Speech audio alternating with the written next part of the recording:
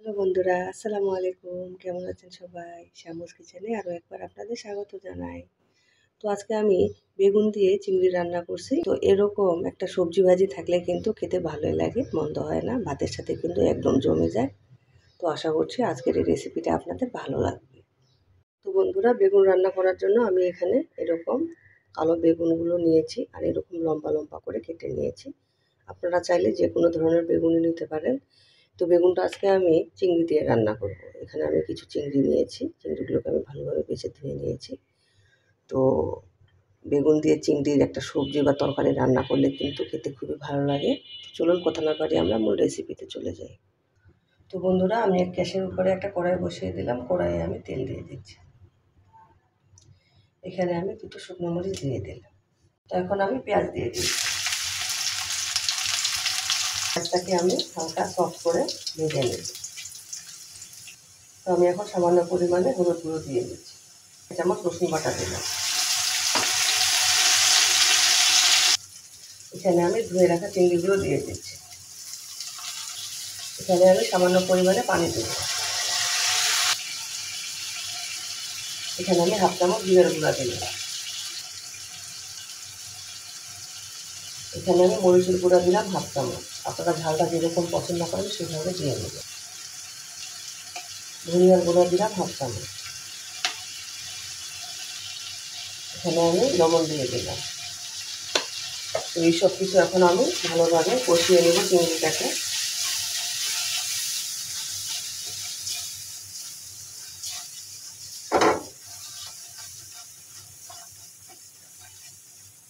চিংড়িটাকে কষানোর জন্য আমি সামান্য পরিমাণে পানি দিয়ে দিচ্ছি।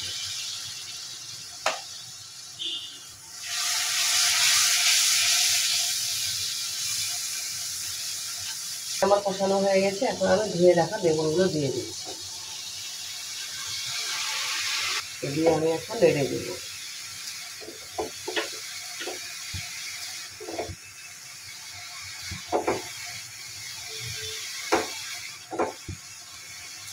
আমি এখন লবণ দিয়ে দিলাম এখানে বেগুনের জন্য। দিয়ে আমি আবারও নেড়ে দিব।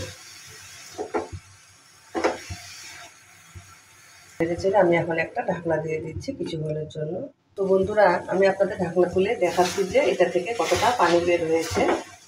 আর বেগুন কিন্তু রান্না হতে খুব বেশি সময় লাগে না। আর এটা কিন্তু আমি আর ঢেকে রান্না করব না, তাহলে কিন্তু একেবারে বেগুনগুলো ভর্তা ভর্তা হয়ে যাবে।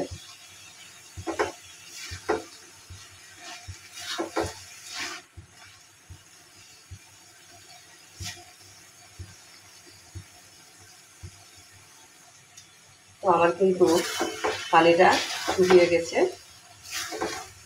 এরকম বেগুন দিয়ে চিংড়ি রান্না করলে খেতে কিন্তু খুবই ভালো লাগে। যারা আমার মতো ঝটপট কিছু রান্না করতে চান, তো এরকম একটা বেগুনের আমরা সবজি ভাজি কিন্তু বানিয়ে নিতে পারি। খেতে কিন্তু খুবই ভালো লাগে। বেশিক্ষণ কিন্তু সময় লাগে না আমাদের এটা রান্না হতে। তো আমার কিন্তু এটা হয়ে গেছে। আর দেখেন কত সুন্দরভাবে রান্না হয়েছে। একদম কিন্তু তরকারিটা ভর্তা ভর্তা হয়ে যায়নি, খুব সুন্দরভাবে আছে। তো আমি এখন গ্যাসের ফ্লেমটা অফ করে দিচ্ছি। আর এই সময় আপনারা লবণটা চেক করে দেবেন। তো বন্ধুরা, আমি আপনাদের বেড়ে দেখাচ্ছি যে এটা কতটা লোভনীয় হয়েছে। এটা এরকম একটা তরকারির পদ থাকলে খেতে কিন্তু ভাতটা খুবই ভালো লাগে।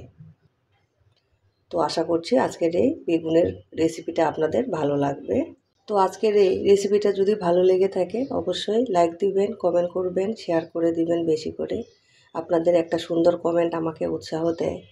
তো এরকম মজার মজার সহজ রেসিপি পেতে আমার চ্যানেলটিকে সাবস্ক্রাইব করে আমার পাশে থাকবেন। সবাই ভালো থাকবেন। আসসালামু আলাইকুম।